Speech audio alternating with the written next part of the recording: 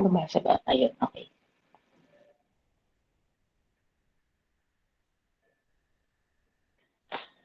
Okay, sige.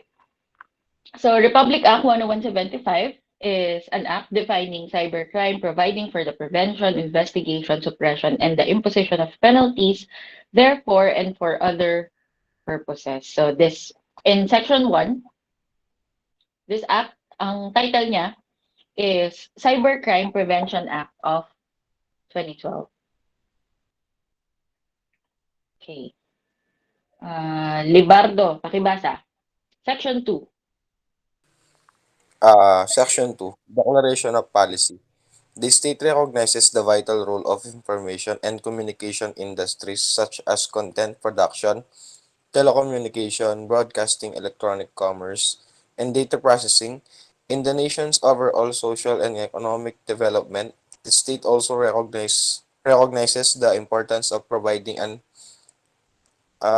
environment conducive to the development, acceleration, and rational application and exploitation of information and communication technology or ICT to attain free, easy, and intelligible access to exchange and or delivery of information, and the need to protect and safeguard the integrity of computer and communication systems, networks, and databases, and the confidentiality, integrity, and availability of information and data stored therein from all forms of misuse, abuse, and illegal access by making punishable under the law such conduct or conducts. In this light, the state shall adopt sufficient powers to effectively prevent and combat such offenses by facilitating their detection, investigation, and prosecution in both the domestic and international levels, and by providing arrangement for fast and reliable international cooperation.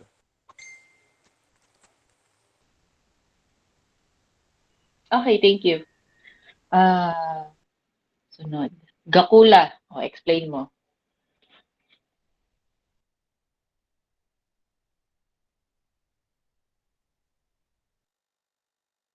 Ah,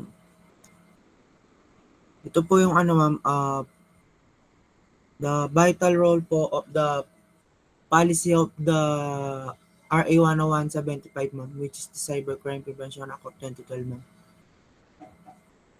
which also the importance of the development and develop the providing the importance of conducive environment to the development, acceleration, and rational application and exploitation of information.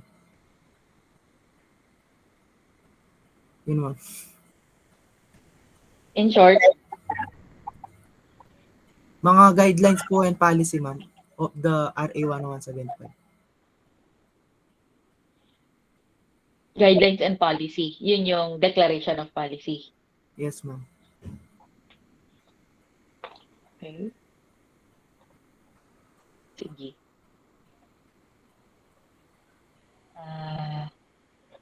Sunod.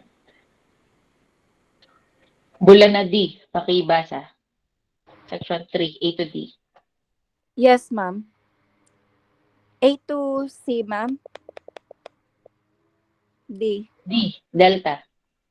Section 3 provides the definition of terms. For purposes of this act, the following terms are hereby defined as follows. Paragraph A.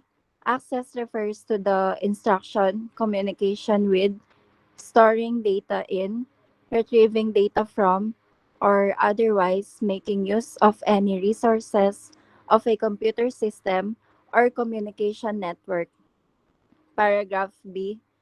Alteration refers to the modification or change in form or substance of an existing computer data or program. Paragraph C.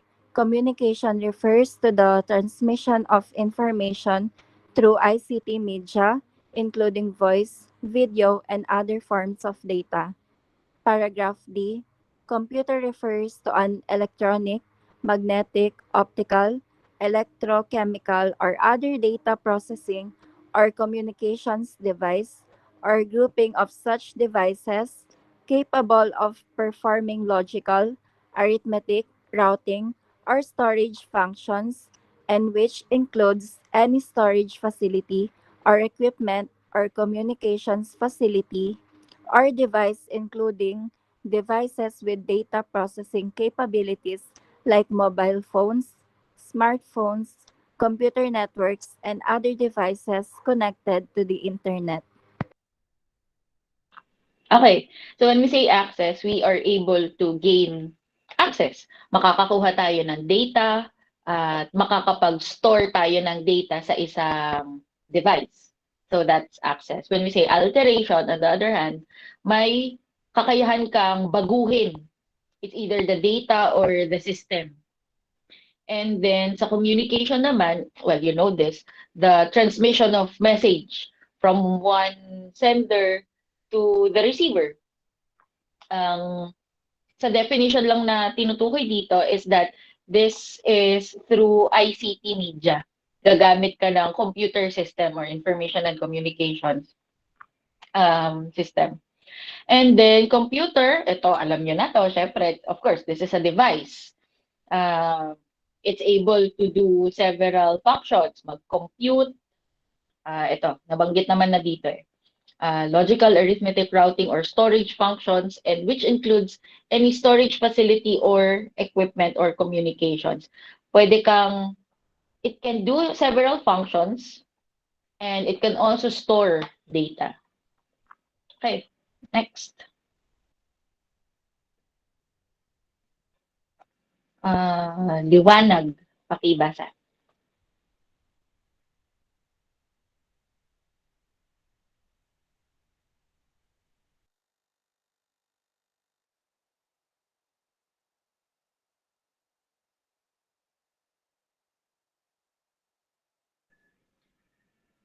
Liwanag. E2I.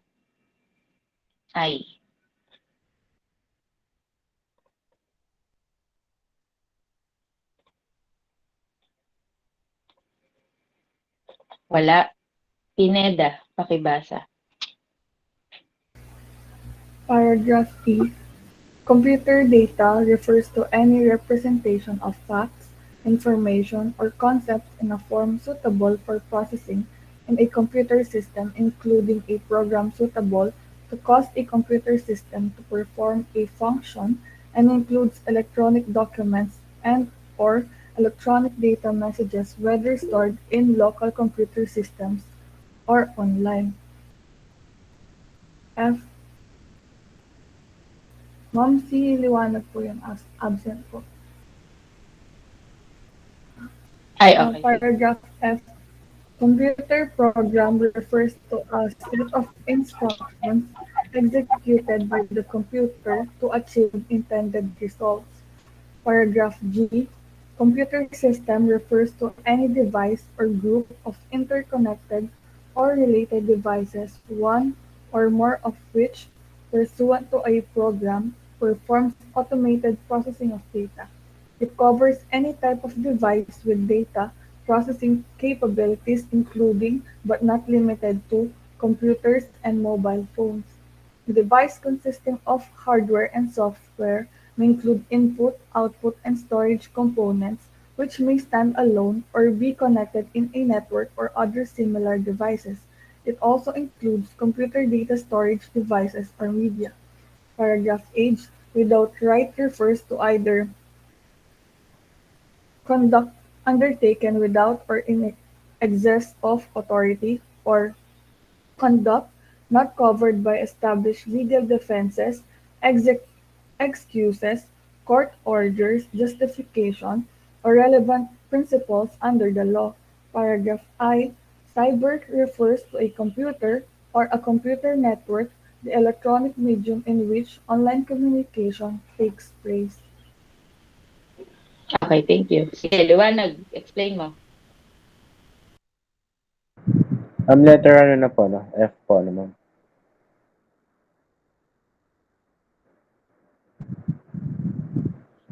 E to I, explain mo. Hello po, ma'am. Ay po, ma'am. Hindi po narinig ano, ma'am.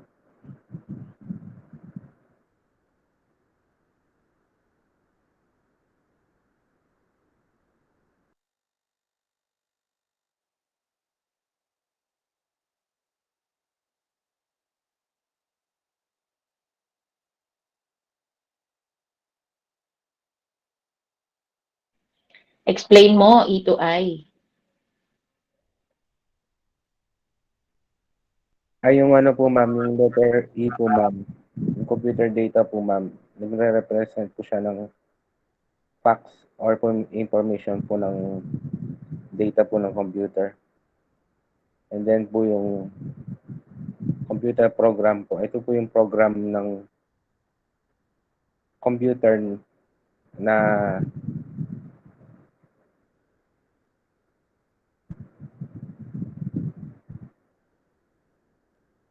na-achieve po ng ano, ma'am, intended result, ma'am. And then, ma'am, yung computer system, ma'am, ito nagre-refer sa mismo pong computer system or related devices po, ma'am, or automated processing data.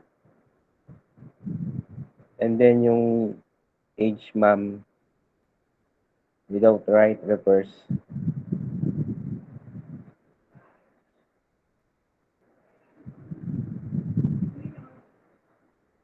ito po, ma'am, yung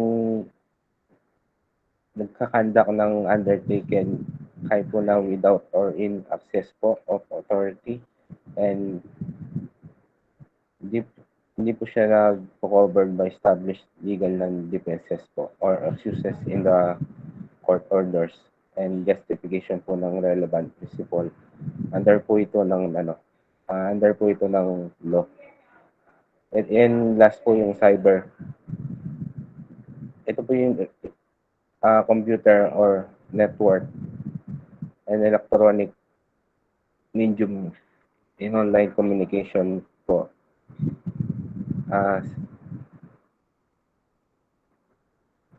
Take place po, ma'am.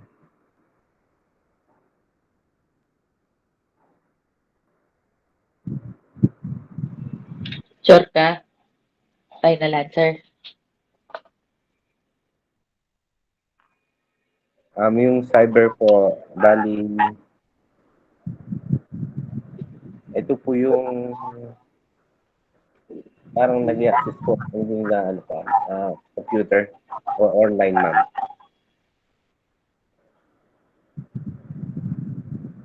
Dito po siya nag-access, ma'am, yung cyber.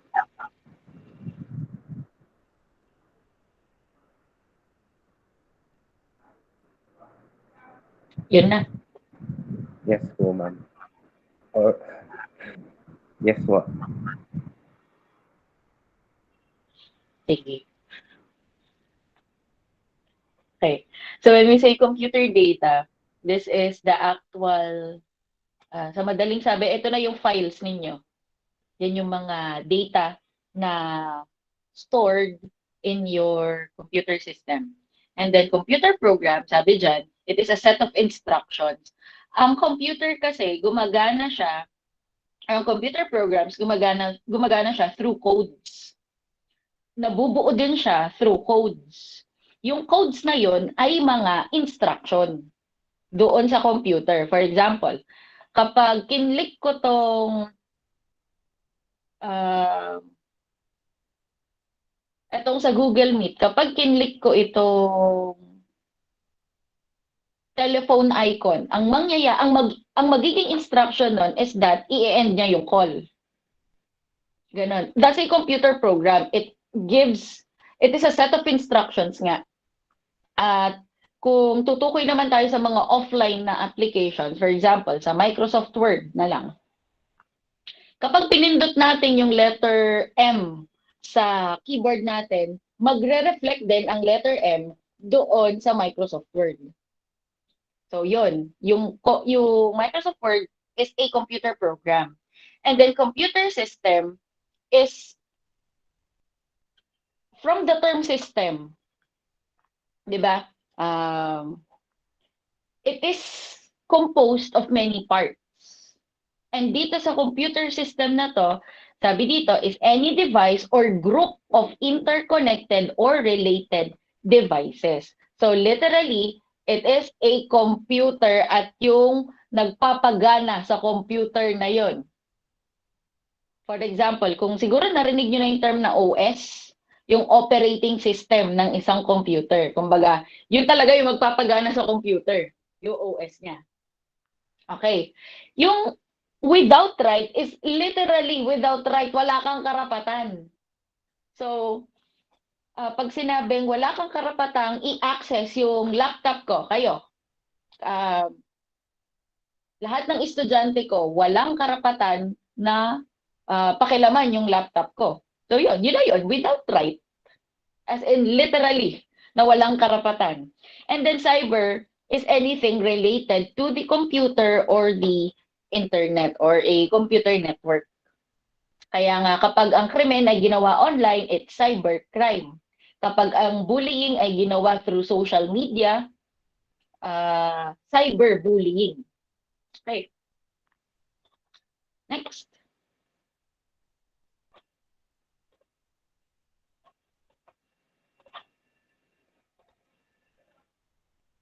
Manalastas, pakibasa.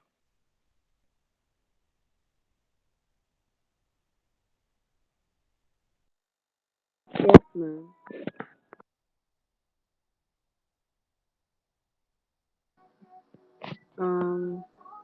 Yung IJ po, no? Critical infrastructure refers to the computer systems and or networks, whether physical or virtual, and or the computer programs, computer data and or traffic data so vital to this country that the incapacity or destruction of or interference with such system and assets would have a debilitating impact on security, national or economic security, national public health and safety, or any combination of those matters.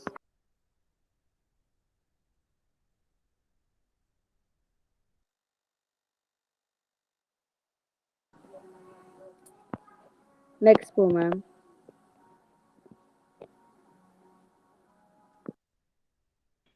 Oo, tuloy mo lang. Hanggang M. Cybersecurity refers to the collection of tools, policies, risk management approaches, actions, training, best practices, assurance, and technologies that can be used to protect the cyber environment and organization and users' assets. L. Database refers to representation of information, knowledge, facts, concepts, or instructions which are being prepared, processed, or stored, or have been prepared, processed, or stored in a formalized manner and which are intended for use in computer systems. M. Interception refers to listening to, recording, monitoring, or surveillance of the content of communications, including procuring in the content of data either directly through access and use of a computer system or indirectly through the use of electronic eavesdropping or tapping devices at the same time that the communication is occurring.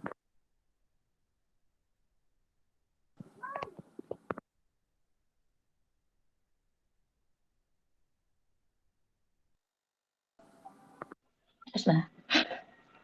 Yes. Okay, sige, thank you.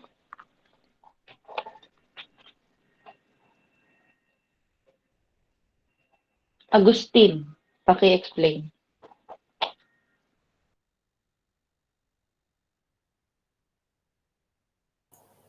Hello po, ma'am.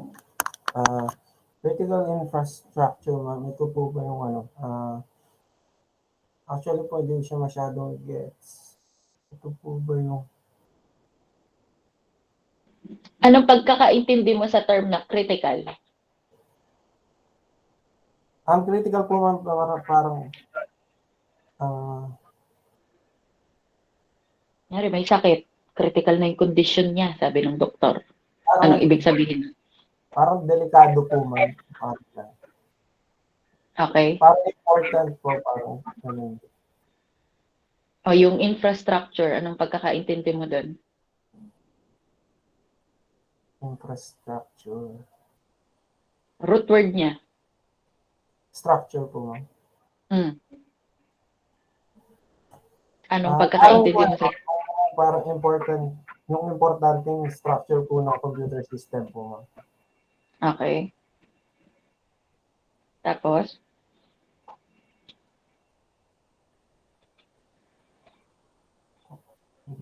Tingin mo, anong mangyayari kapag ang isang critical infrastructure ay nagkaroon ng problema?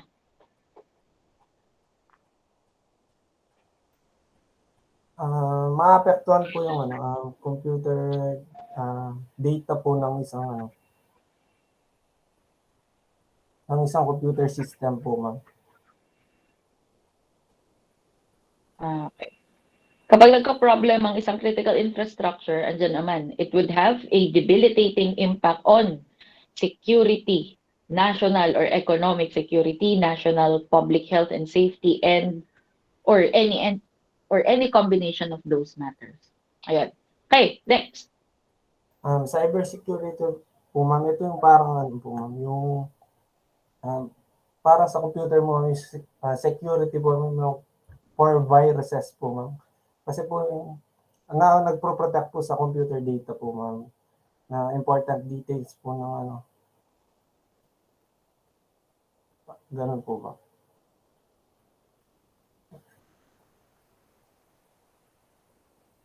Sige, next. Database po, ma'am, ito yung sabi nga po is representation of information po. Dito po ini-store yung mga data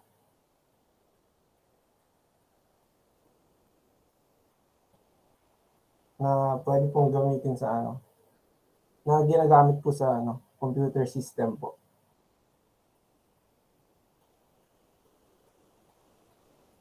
Then interception po is ito po yung parang nagre-record po ng data.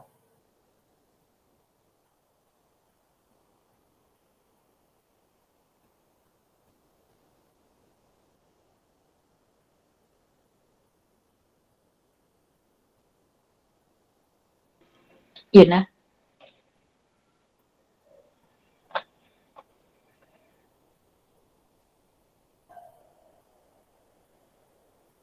Yes po. Okay, sige. So, yung explanation niya sa cybersecurity is okay lang. It's actually correct. It can be an antivirus software or other practices kung papaano mo ma-safety ang data mo online or data mo saved in the computer. Database, in simple definition, it's an organized list of things. Yun na yun. It's an organized list of things. For example, meron akong listahan ng lahat ng estudyante ng criminology. Andun yung mga edad nyo, andun yung mga birthday nyo, address, contact number, then that's a database. Listahan na maayos, yun na yun. And then interception, madaming beses na natin to na-encounter sa mga past lessons natin. Kapag na-intercept, naharang mo yung communication from one sender to his receiver. So, napakinggan mo siya, na-record mo siya, at ayun nga, in conducting surveillance. Yun. Okay. Next. Yung isang Agustin, Roxanne.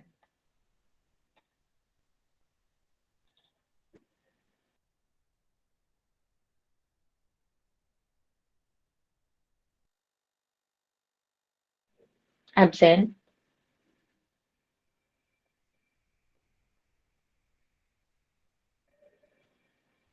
Sige, lansangan ba 'to?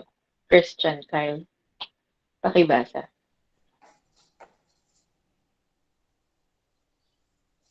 Letter O po ba, ma'am?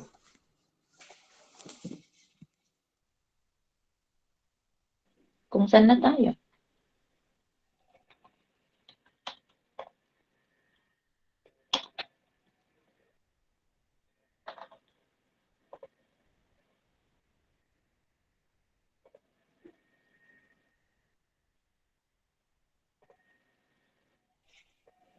Service provider refers to number one, any public or private entity that provides to user of its service the ability to communicate by means of a computer system and any other entity that processes or stores computer data on behalf of such communication service or of users such device. Letter O, subscribers information refers to any information contained in form of computer data or any other form that is held by service provider relating to subscribers of its services other than traffic or content data and by which identity can be established. Number one, the type of communication and service used, the technical provisions taken thereto and the period of service. Number two, the subscriber's identity, postal or geographic address, telephone and other access numbers, any assigned network address, billing and payment information available on the basis of service agreement or arrangement, and any other available information on the site of the installation of communication equipment available on the basis of service agreement or arrangement. Okay, thank you. 1, paki-explain. Edsel.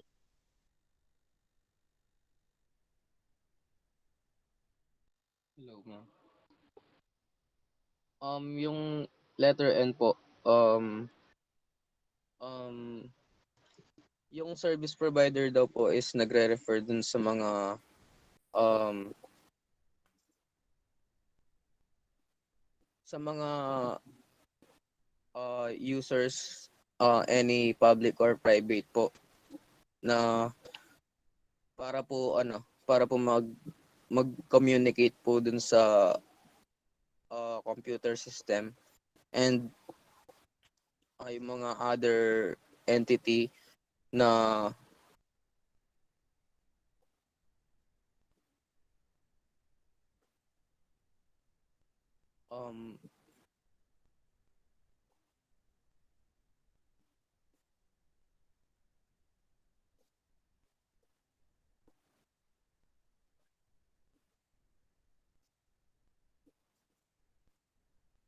um, nag uh,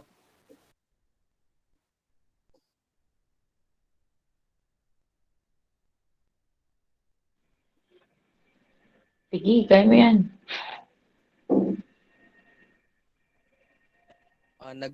nagpo-process or store daw po ng ma'am, um, uh, para daw po sa communication service or ma'am, sa mga users po. And yung O naman po ma'am, Wait lang. Sa madaling sabi, ang service provider ay, sige, Tagalogin mo kung hindi mo ma-express sa English.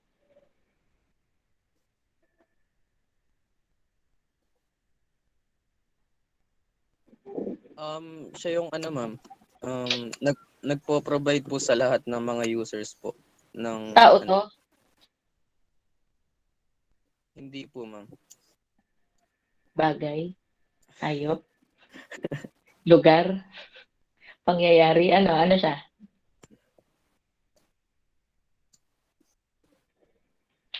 Um,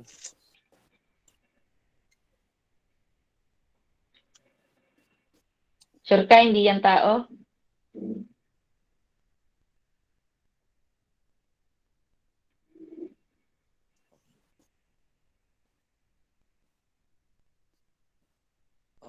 Tao po, ma'am. Sure ka, tao yan? Yes, ma'am.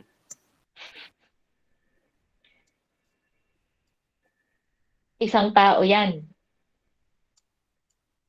Yes, ma'am. Isa as in one.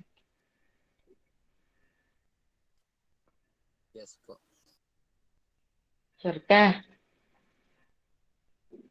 Yes, ma'am. O anong ginagawa ng tao na yon? Sila po yung nagpo-provide ng service, ma'am, either public or private sector po. When service provider, nagpo-provide ng service. Anong klaseng serbisyo? Extra service? Na, anong service yan? Example po, ma'am, yung sa mga, halimbawa, ma'am, yung sa Globe Convert, ganun, ma'am. So, isang tao pa rin siya. Yes po, ma'am. Isang tao lang ang nagpapatakbo sa Converge. Ay, Isang tao lang hindi po, nagpapatakbo ma'am. sa Globe. Hindi po, Hindi. ma'am. So, hindi siya isang tao. Yes po, ma'am. So, binabago mo yung sagot mo. Yes po. Ayun, tama na yung huli mong sagot. Service provider is not one person, ha? Kaya sabi, any public or private entity. So, sa mas madaling intindihin, kumpanya. Kumpanya ito na nagbibigay ng service, di ba? Anong klaseng service? It may be through the internet or yun nga, telecommunications in order for us to be able to receive data, receive communications. Ayan. Okay, o yung O. Subscribers information, ano po?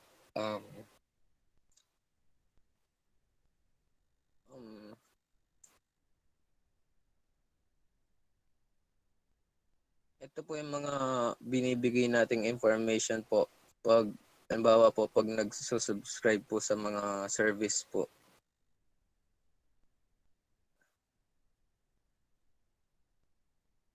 Example po, ma'am, yun nga po yung mga sa Globe, sa Converge po, ganun. So, kaninong information yan? Doon sa service provider. Ano po, ma'am? Kaninong information yan? Doon ba sa service provider? Hindi po, ma'am, sa mga ano po, sa mga applicant po.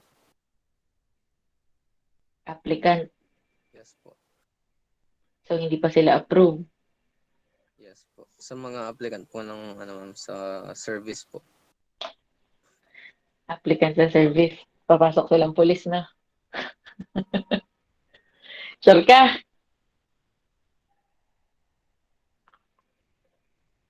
Sa mga ano, ma'am, sa mga subscribers po. Sino yung subscriber?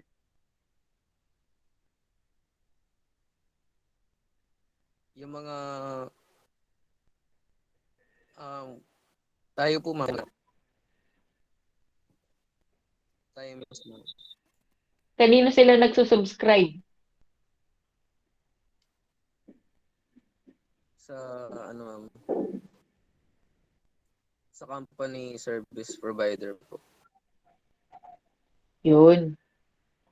Ang tawag sa mga tumatangkilik sa service provider ay subscriber. Okay, sige. And then last is traffic data or non-content data. This refers to any computer data other than the content of the communication, including but not limited to the communication's origin, destination, route, time, date, size, duration, or type of underlying service. Nag-traffic na ba kayo na subject? Tapos niya na, di ba? Anong definition ng traffic? Dayrit, Janelle. Hello po, ma'am. Dinig po, ma'am. Sige. Ah. Traffic. Definition po ng traffic.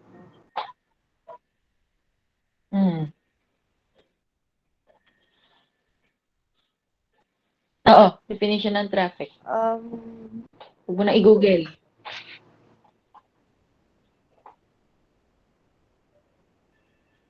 Yung ano po ma'am, parang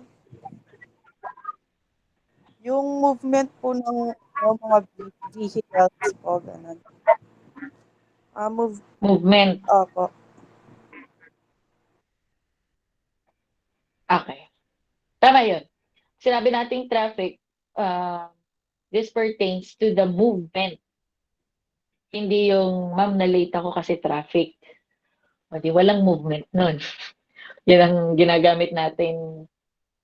Doon natin ginagamit yung word na traffic eh. But actually, the term traffic pertains to the movement. So, pag sinabi nating traffic data, ibig sabihin, kung saan dumaan yung data. Saan siya galing, saan siya original na ginawa.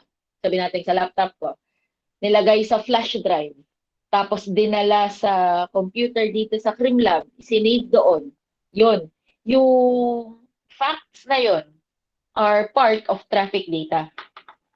Okay. Okay. Next are punishable acts. Although na-discuss na natin to, I think we can skip this part already. I think in 2 modules pa nga. Background na lang or review na lang. This is section 4, cybercrime offenses. First of it is or are offenses against the confidentiality, integrity, and availability of computer data and systems. We have illegal access, illegal interception, data interference, system interference, misuse of devices, and cyber squatting. Another are computer-related offenses, computer-related forgery, computer-related fraud, and computer-related identity theft. And last are content-related offenses. So, literal, yung content niya, yung nilalaman, yun yung pinarurusahan. We have cyber sex, child pornography, unsolicited commercial communications, and libel. We also have other offenses in Section 5. We were also able to discuss this already. Aiding or abetting in the commission of cybercrime and attempt in the commission of cybercrime. Then Section 6, all crimes defined and penalized by the revised penal code as amended and special laws if committed by, through, and with the information and communications technologies shall be covered by the relevant provisions of this act, provided that the penalty to be imposed shall be 1 degree higher than that provided for by the revised penal code as amended and special laws as the case may be. In short, kung ano man yung mga pinarurusahan na talaga ng revised penal code, 1 degree higher kung gagamitin nila ay computer or the internet in order to do the same crime. Yun. And then Section 7 is liability under other laws. A prosecution under this act shall be without prejudice to any liability for violation of any provision of the revised penal code as amended or special laws. Bakit laging may special laws? Kasi, di ba, ang revised penal code 1932 pa. Matagal na panahon, wala pang buhay ni isa sa atin noon. Hindi pa nga pinapanganak ang magulang natin noon eh. Dahil nga sobrang luma na siya, it should be at par with present times. Kaya may mga na-amend na dyan or may mga inalis na, pinalitan na ng mga special laws. Katulad nung sa drugs, di ba? Meron ng RA 9165. Although meron din nun sa RPC. Pero yun na nga, pinalitan na siya. Okay. Dito tayo sa chapter 3, penalties. Pakibasa, Torres, Ivy. Yes po, ma'am. Section 8, penalties. Any person found guilty of any of the punishable acts enumerated in Section 4A and 4B of this act shall be punished with imprisonment of prisión mayor or a fine of at least 200,000 pesos up to a maximum amount commensurate to the damage incurred or both. Any person found guilty of the punishable act under Section 4A 5 shall be punished with imprisonment of prisión mayor or a fine of not more than 500,000 pesos or both. If punishable acts in Section 4A are committed against critical infrastructure, the penalty of reclusion temporal or a fine of at least 500,000 pesos up to maximum amount commensurate to the damage incurred or both shall be imposed. Any person found guilty of any of the punishable acts enumerated in Section 4C1 of this act shall be punished with imprisonment of prisión mayor or a fine of at least 200,000 pesos but not exceeding 1 million pesos or both. Any person found guilty of any of the punishable acts enumerated in Section 4C2 of this act shall be punished with penalties as enumerated in Republic Act Number 9775 or the Anti-Child Pornography Act of 2009, provided that the penalty to be imposed shall be 1 degree higher than that provided for in Republic Act 9775 if committed through a computer system. Any person found guilty of any of the punishable acts enumerated in Section 4C3 shall be punished with imprisonment of arresto mayor or a fine of at least 50,000 pesos but not exceeding 250,000 pesos or both. Any person found guilty of any of the punishable acts enumerated in Section 5 shall be punished with imprisonment 1 degree lower than that of the prescribed penalty for the offense or a fine of at least 100,000 pesos but not exceeding 500,000 pesos or both. Okay, thank you. So as you can notice, dito sa penalties, medyo mabigat siya. Di lang medyo mabigat siya. Kasi ang pinakamababa na is prison mayor na imprisonment. I think familiar na rin naman kayo dito kung ano-ano to. And then, the fine is at least 200,000 pesos. Mabigat siya. Diba? Okay. So, this is self-explanatory. We don't have to go to detail there. So, okay. Dito tayo sa corporate liability. Pakibasa, Kapinding.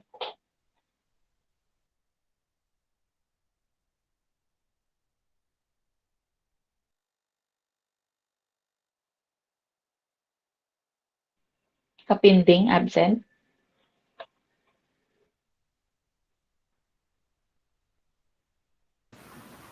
Ma'am,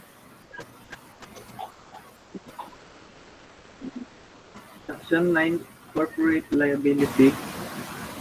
When any of the punishable acts were herein defined are knowingly committed on behalf of or for the benefit of a juridical person by a natural person acting either individual or as part of an organ of the juridical person who has a leading position within based on letter A power of the representation of the juridical person provided that the act committed falls within the scope of such authority.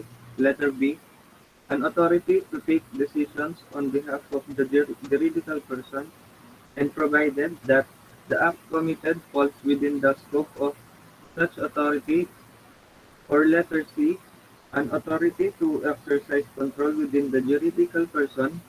The juridical person shall be held liable for a fine equivalent for at least double the fine imposable in Section 7 up to maximum of 10 million pesos. If the commission of any of punishable act herein defined was made possible due to the lack of supervision or control by a natural person referred to and described in the preceding paragraph for the benefit of that juridical person by a natural person acting under its authority, the juridical person shall be held liable for a fine equivalent to at least double the fine imposable of Section 7 up to the maximum of 5 million pesos. The liability imposed on the juridical person shall be without prejudice to the criminal liability of the natural person who was committed of the offense. Okay, thank you. Ganya, paki-explain.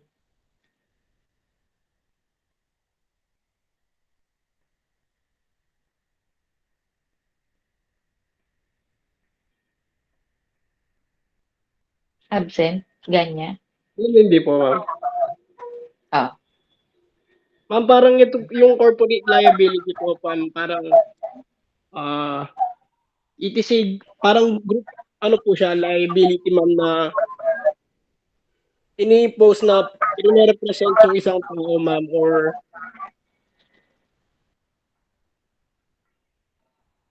o yung parang ano, ma'am. Sige, ano muna.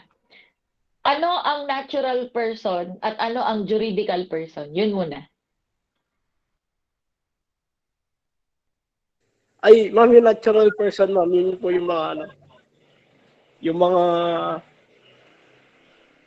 normal po na tao, ma'am, yung po mga... So, hindi ka natural person, no? Natural person. Natural. Sabi mo normal. Ma'am, yung mga Normal na juridical tao. person, ma'am, yung mga, ano, ma'am, yung mga judge yata, yung mga ganun, ma'am.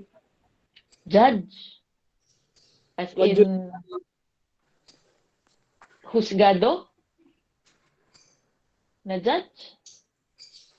Sure ka?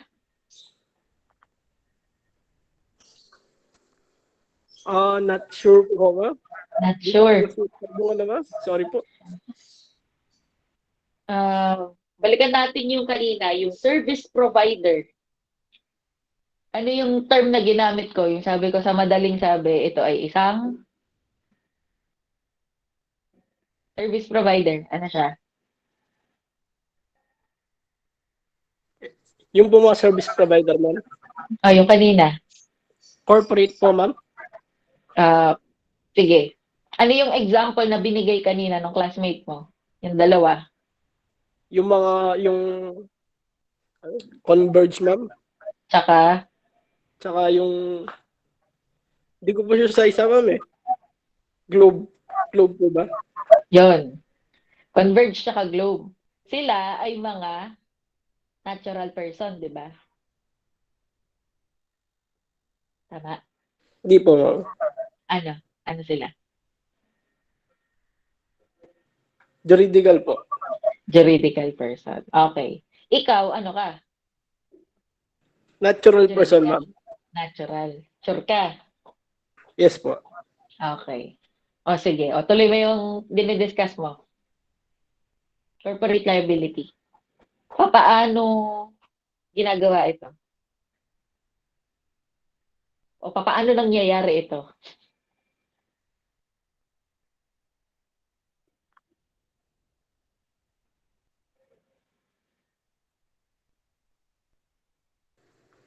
Ma'am, di ko po siya masyadong gets din sa ano, yung sa power of representation of juridical person.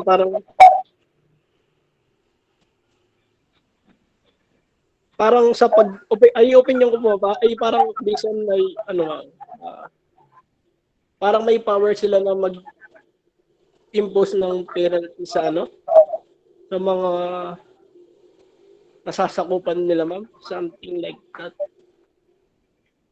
Sino ang magpaparusa?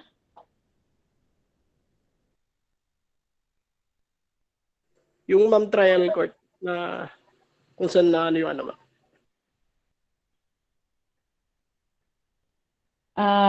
Okay, ulit. Dito sa tinutukoy dito, sino ang gumawa ng krimen? Yung ano, ma'am, yung mga juridical person, ma'am.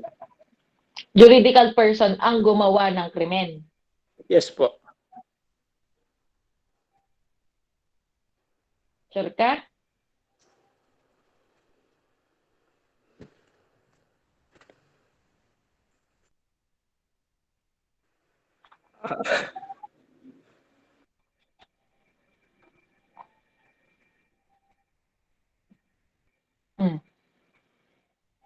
Ang gumawa ay ang natural person.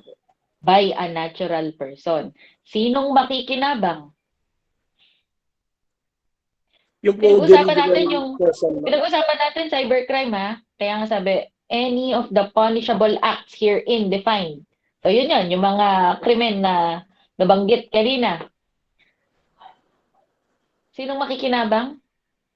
Yung po ano ma'am, yung juridical person. Yun. Pag may mga bagay kayong hindi maintindihan, especially sa mga batas, himayin nyo sila. As in, linyahan nyo para mas maintindihan ninyo. Ayun. Oh, itong natural person na to, anong trabaho niya?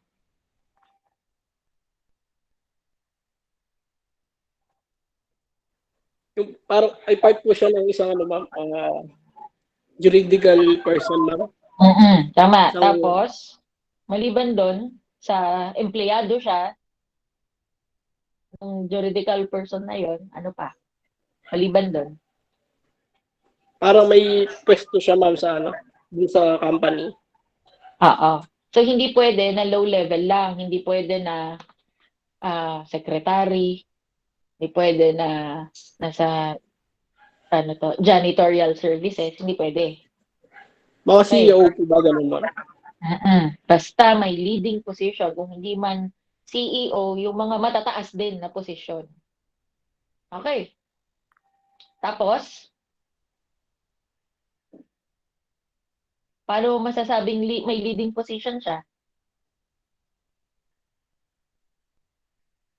May power po siya sa isang ano ma'am, sa isang may power po siya na mag-represent sa isang ano ma'am, juridical person ma'am, sa isang company. Tapos? Tapos may power din po siya na mag-decide sa company ma'am. Okay. Tapos?